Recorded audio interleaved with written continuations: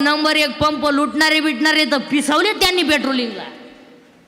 आणि रात्रीचं पेट्रोलिंग झाल्यामुळं 70% जनता आकडी. पोलीस स्टेशनचं काम कडं झालं, आता पहिले दिवस राहिले नाही.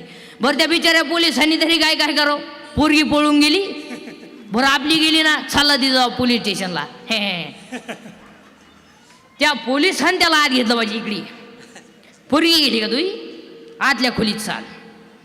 एक दांडकत राहत हातात, एक 2-4 लावणे हल्ल्या पाहिजे नुसत्याच्या. तुका जापाला बसला होता का पोरगी पळून गेले आणि मला सांगायला पोर सापडत नाही तर वर तुला सोडित नाही, बस आत.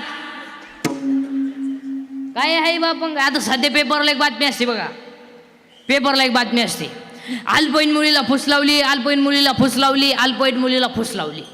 आता छापणार हे पहा किती हुशारी. 15 वर्षाची टोनगी ती, आणि तिला काय म्हणत्या अल्पवयीन. तिला समजत नाही का. आणि याच्यात तुम्ही सगळे शिक्षा कोणाला देत्या, पोराला आरोप कोणा ठुता, पोरा पोरी जोस नाही का. 15 वर्षाची टोनगी आली ती, तिला समजत नाही का.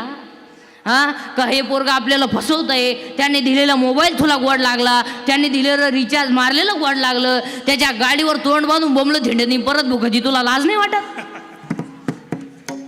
हा विनोद नाही महाराज, हा विनोद नाही. आणि या सगळ्या गोष्टीला पोरीची आहे जबाबदारी. सगळ्या पोरीचे सगळे चाळे तिच्या आईला माहिती असतात, खोटं बोलायचं नाही.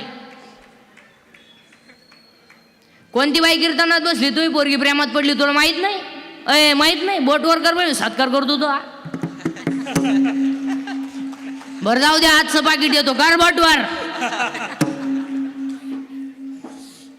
समजत नाही का. हा विनोद नाही महाराज, हा विनोद नाही.